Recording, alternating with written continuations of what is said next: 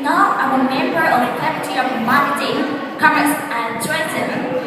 Nowadays, most students are quite the well standard of our campus students. So, that's the reason why I'm standing here to talk about your topic, the students and standard of our campus students.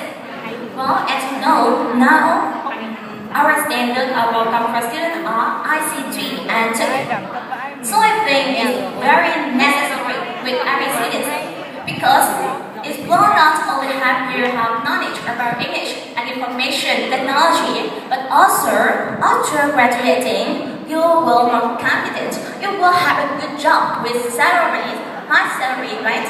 And I think it's very great. And I think now I can see that many students can pass the ICT test in the first time very easily, and many students can pass the trade test with high score maybe 700, 800, 900 and more. Well, I think it's very wonderful, right? But let's say that many students can't graduate on time because they can't pass the trade test.